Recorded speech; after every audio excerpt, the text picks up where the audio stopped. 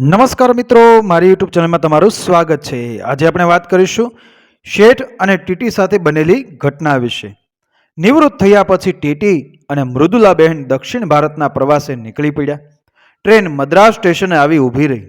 ભાડાની ટેક્સીમાં પોતાની પાસેના સરનામા મુજબ એક ખૂબ જાણીતી ભવ્ય હોટલ આગળ પહોંચી. ટેક્સીમાંથી ઉતરી બંને હોટલના કાઉન્ટર પર પહોંચ્યા. રૂમ અંગે તપાસ કરતા काउंटर पर बैठेला ये जवाब आप्यो, सर कोई कमरा खाली नहीं, एक है खाली है, लेकिन नॉन एसी है, चलेगा?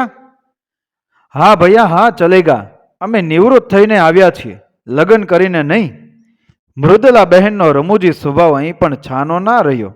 એટલામાં ઓફિસના કાચમાંથી જોઈ રહેલી એક રૂપાળી જાજરમાન સ્ત્રી બહાર આવી. આઈડી પ્રૂફ લિયા, દિખાઓ, કદાચ એ હોટલની માલિક હશે એમ તેના રૂવાબ પરથી બંનેને લાગ્યું. પેલી બાઈએ આઈડી પ્રૂફ માટેના કાગળો 2 વખત વાંચ્યા. 1-2 વખત આ વૃદ્ધ દંપતીને પણ તેને ધારીને જોયા. ફરી આઈડી પ્રૂફ પર નજર ફેરવી. અલી નોન એસી તો નોન એસી ચાલશે, ઝટકર અમે તો થાક્યા છીએ. એમના લહેકા બંધ ગુજરાતી વાક્યો આ હિન્દી અને અંગ્રેજી જાણનાર લોકો તો નહીં સમજી શક્યા હોય, પણ માલિક જેવી લાગતી બાઈના ચહેરા પર આછું સ્મિત જરૂર બંને જોઈ શક્યા. કાઉન્ટર પરથી ઘંટડી વાગતા ડ્રાઈવર જેવા યુનિફોર્મમાં એક માણસ સલામ કરી હાજર થઈ ગયો.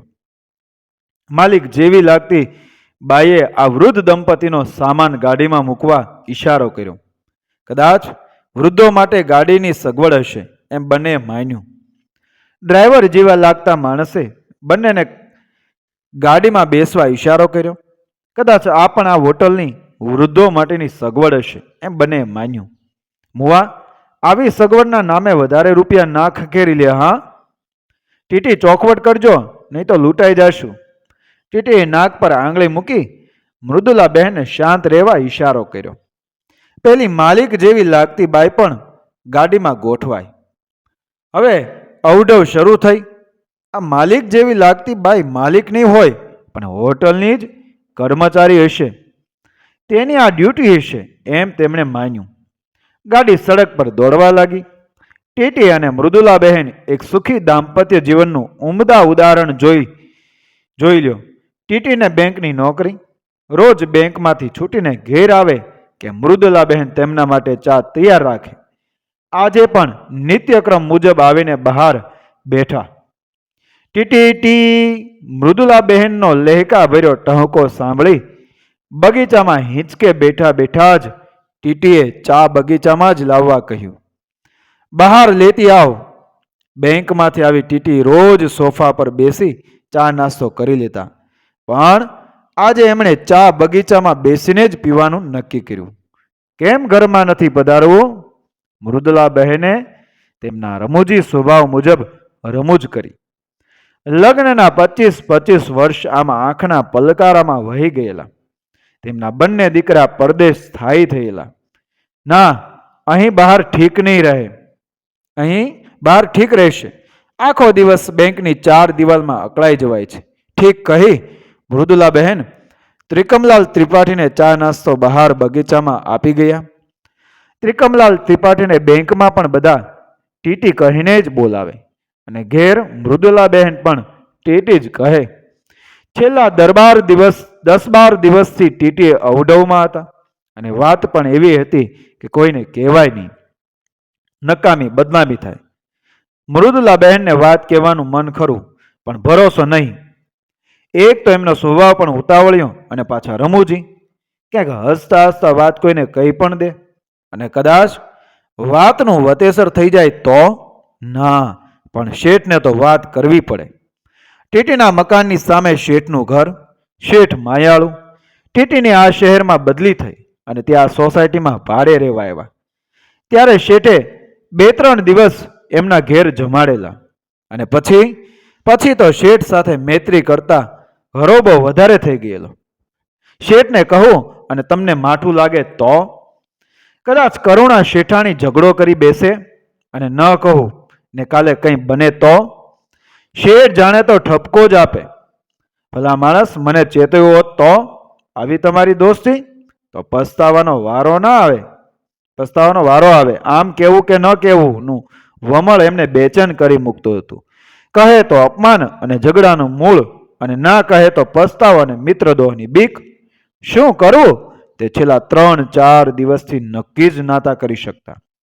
છેવટે જે થાય તે જોયું જશે એમ નક્કી કરી શેઠને જમ્યા પછી વોકિંગના બહાને બહાર લઈ જઈ શેઠને વાત કરવાનું નક્કી કરી દીધું. શેઠની પોતરી તન્વેશાને આ સોસાયટીના રહેવા આવેલા હરિચરણ નામના એક પરપ્રાંતીય યુવાન સાથે પ્રેમ થઈ ગયાનો ટીટીને પાકો વહેમ હતો. 1-2 વખત તો ઈશારાથી એકબીજાને વાત કરતા એમણે જોયેલા પણ ખરા, અને ત્યારથી એમનો વહેમ સત્યમાં ફેરવાઈ ગયેલો. હરિચરણ કોઈ કંપનીમાં નોકરી કરતો 22-23 વર્ષનો કૂટડો યુવાન હતો. તન્વેશા શેઠના મોટા દીકરાની દીકરી, હજુ હમણાં કોલેજના પ્રથમ વર્ષમાં પ્રવેશ લીધેલો. હરિચરણ દેખાવડો, સારી જોબ કરતો, ભલે સારો યુવાન હોય પણ તે પરપ્રાંતીય હતો. કદાચ વાત લગ્ન સુધી પહોંચી જાય અને પછી તન્વેશાને પસ્તાવાનો વારો આવે તો? અને શેઠની પ્રતિષ્ઠા, જ્ઞાતિના સુખી કુટુંબોમાં તેમની ગણના થાય એવા ખૂબ વિચાર્યા પછી ટીટીએ શેઠને વાત તો કરી જ, અને શેઠને આ વાતની જાણ થતા તન્વેશા પર ચાંપતી નજર રાખવા માંડી. હરિચરણ મકાન ખાલી કરી બીજે જતો રહ્યો. ન કેવળ શેઠને પણ ટીટીને પણ જાણે મોટું સંકટ ટાળ્યાનો આનંદ થયો. ટીટી આ સોસાયટીમાં રહ્યા ત્યાં સુધી તન્વેશાએ ટીટી કે મૃદુલાબહેન સાથે વાત કરવાનું ટાળ્યું. ટીટી સામે તે હંમેશા કતરાતી, ગુસ્સાભરી આંખે જોતી. તેની નિરાશાની ચાળી તેનું રોજ ભીંજાતું ઓશિકું ખાતું. ટીટીની બદલીના સમાચાર તન્વેશા માટે સુખદ અને આનંદદાયક જ હોય તે સ્વાભાવિક હતું. બદલી પછીના 5-6 વર્ષે એક દિવસ શેઠનો ફોન આવ્યો. તન્વેશાનું વેવિશાળ નક્કી કર્યાનું. પોતાની સમકક્ષ કુટુંબ, ધનિક અને બધી રીતે અનુકૂળ. બેંકના કામકાજ અંગે જ્યારે ટીટીને આ શહેરમાં આવવાનું થયું ત્યારે પોતાના જૂના પાડોશી અને મિત્ર શેઠને મળવાનું તેમણે નક્કી કર્યું. બેંકનું કામ પતાવી ટીટી શેઠના બંગલે આવ્યા. શેઠ પેઢી પરથી આવ્યા નહોતા. તન્વેશા ઘેર હતી. શેઠાણી કરુણાબેન બાજુના ઘેર ગપ્પા મારતા બેઠેલા. રિક્ષામાંથી ઉતરતા ટીટીને જોઈ તન્વેશાએ મોઢું ફેરવી દીધું. ધૃણા અને ટીટી પ્રત્યેનો તિરસ્કાર સ્પષ્ટ ટીટી જોઈ શક્યા. અવાજ સાંભળી શેઠાણી આવી ગયા. ટીટીને જોઈ હરખાયા. શેઠ નથી આવ્યા? ક્યારે આવશે? કે પછી પેઢી પરથી મોડા આવશે? હું પેઢી પર તેમને મળી લઈશ કહી ટીટીએ ચાલતી પકડવાનું કર્યું તો શેઠાણીએ રોક્યા. અરે બેસો, તમે ચા પાણી કરો, એટલામાં જ આવી જશે. આજે પેઢી પરથી વહેલા આવશે. આજે? પછી તન્વેશા સામે મલકાતા બોલ્યા, અમારા જમાઈ આવે છે. તન્વેશાના ચહેરા પર કોઈ ખુશીની ઝલક નથી. તે ટીટી જોઈ શક્યા. એટલામાં જ શેઠની ગાડીનો અવાજ સંભળાયો. ગાડીમાંથી શેઠ સાથે શેઠના જમાઈ રૂવાભેર ઉતર્યા. એક બેઠી દડીનો શ્યામ વર્ણો અતિ કિંમતી કપડા સાથે સોને લદાયેલા શરીરવાળો તન્વેશા જેવી પરીનો થનારો જીવન સાથી. ટીટી હેપતાઈ ગયા. ક્યાં તન્વેશા ને ક્યાં આ? ઔપચારિક વાત અને ખબર અંતર પૂછી ટીટી ઉઠ્યા ત્યારે ખૂબ મોટા અપરાધી ભાવનો બોજ એમના મન પર સવાર હતો. ટીટી તે રાતે ઊંઘી ન શક્યા. આજે લાગ્યું કે પોતે ખૂબ મોટો અપરાધ કરી તન્વેશાને દુભવી છે. કદાચ માફ ન થઈ શકે એવો પોતાનાથી ગુનો થઈ ગયો છે. બીજા દિવસે બેંકમાં રજા મૂકી. તન્વેશાને કોલેજમાં મળી માફી માંગવાનું ટીટીએ મનોમન નક્કી કરી લીધું. શેઠ સાથેની વાતચીતમાં તેમને ખબર પડી હતી કે તન્વેશા માસ્ટર ડિગ્રીના છેલ્લા સેમિસ્ટરમાં છે અને તેની પરીક્ષાનું છેલ્લું પેપર કાલે પૂરું થશે. પછી જમાઈ સાથે થોડા દિવસ દાગીનાના માપ માટે સાસરીમાં જવાની છે. 2 મહિના પછીના સારા મુહૂર્તમાં લગ્ન પણ નક્કી થઈ ગયા છે. ટીટી કોલેજના ગેટ પાસે પહોંચ્યા ત્યારે પેપર પૂર્ણ થયાનો ઘંટ વાગી ચૂક્યો હતો.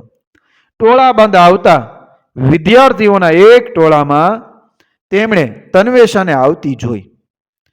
સાવ ઉદાસ, ગંભીર, કરુણા ઉપજે એવી મુખ મુદ્રામાં ધીમે ધીમે ચાલતી તન્વેશા. ટીટીએ બૂમ પાડી.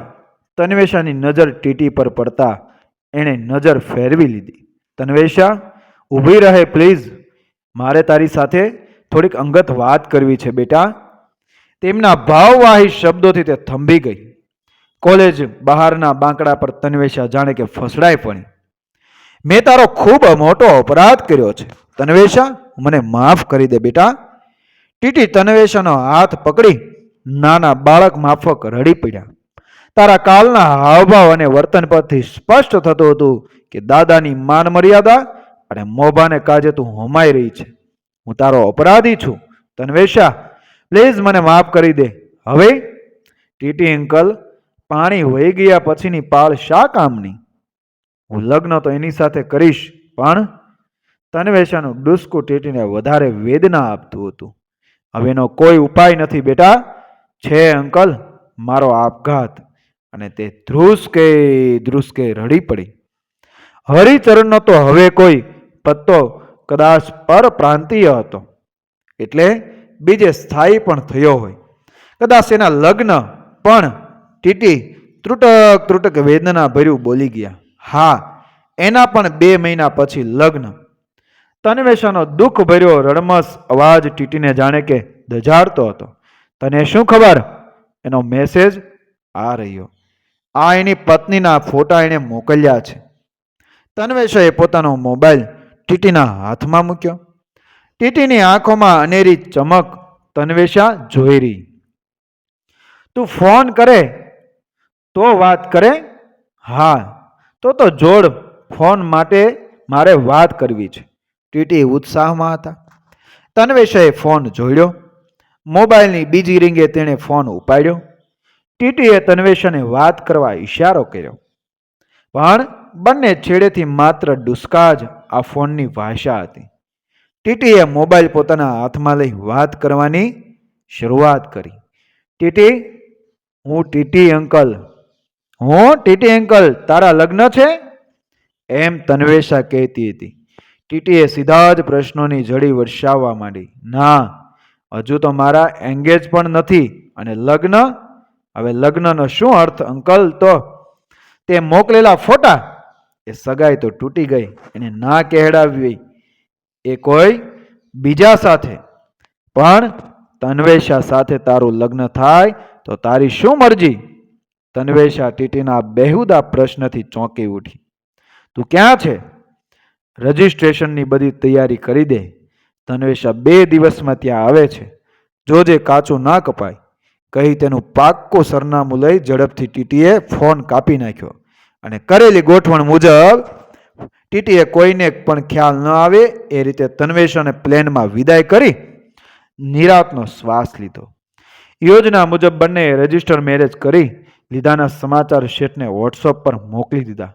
ત્યારે શેઠના ઘેર હડકંપ મચી ગયો. પણ હવે ગમે તેટલા ધમ પછાડા વ્યર્થ હતા. નિવૃત્ત થયા પછી 1-2 વખત પરદેશની ટૂર પણ કરી ચૂકેલા આ કપલે આ વર્ષે દક્ષિણ ભારતના પ્રવાસનું આયોજન કરી ફરવા નીકળી પડ્યું હતું. ગાડી એક ભવ્ય બંગલા આગળ થોભી. ટીટીએ અને મૃદુલાબહેન તેની પાછળ પાછળ તેને દોરવતા હતા. બંગલામાં બંનેને ભાવભીનો આવકાર આપતા તે ખડખડાટ હસી પડી. પણ બીજી ક્ષણે તે ધ્રુસકે ધ્રુસકે રડી પણ રહી. ટીટી અંકલ, મને ના ઓળખીને? હું તન્વેશા. તમે બગાડેલી તે, દાદાની લાડકી દગો દઈ ભાગી તે. બંને ભાવ વિભોર થઈ તન્વેશાને જોઈ રહ્યા. અરે તન્વેશા બેટા, તું કેટલી બધી બદલાઈ ગઈ છે. અમે તો તને ઓળખી જ ના શક્યા. આનંદ અને ભાવુકતા બંનેની આંખોમાંથી છલકી રહી હતી. પણ હરિચરણ એટલામાં એક પ્રાઇવેટ હેલિકોપ્ટરનો નજીકના હેલિપેડ પર ઉતરવાનો અવાજ આવતા ત્રણેયનું ધ્યાન તે તરફ ગયું. એક કુરડો યુવાન હેલિકોપ્ટરમાંથી ઉતરી આ તરફ આવતો દેખાયો. બિલકુલ હરિચરણ જ જોઈ લો. તેઓ 2 મહિના પહેલા પ્લેન અકસ્માતમાં. તે રડી રહી. આ મારો દીકરો, તન્વેષા યુવાનની ઓળખ આપી રહી. સાચું કહું ટીટી અંકલ, આજે જાણે કે મારું આખું કુટુંબ જે મને વર્ષોથી ભૂલી ગયું છે તે મને મળવા આવ્યું છે. ટીટી અને મૃદુલા બહેન પણ ગળગળા થઈ ગયા. આજે અમને તારો વૈભવી ઠાઠમાઠ જોઈ તારા પ્રત્યે હરિચરણને કેટલો સ્નેહ હશે તેનો અંદાજ આવી જાય છે. અને તારો દીકરો જાણે કે અવ્વલ હરિચરણ જેવો જ દેખાય છે. પણ ગળું ખંખરતા ટીટીએ કહ્યું, આજે હરિચરણ તારી સાથે નથી એ જાણી મનમાં ભારોભાર રંજ પણ છે. એટલામાં નોકર ગરમા ગરમ ચાલી આવી ગયો. આજે મૃદુલાબહેન ગંભીર હતા, પણ તન્વેષાએ ટીટી ટી કરી બધાને આ સ્નેહ વિના રંજમાં પણ ખડખડાટ હસાવી દીધા. મિત્રો, વિડીયો પસંદ આવ્યો મારી ચેનલ સબસ્ક્રાઇબ કરો, ફોલો કરો, શેર કરો. મળીએ આવી જ ઘટના અને પ્રેરણાદાયક વાર્તાઓ સાથે આગળના વિડીયોમાં. જય શ્રી કૃષ્ણ. રાધે રાધે.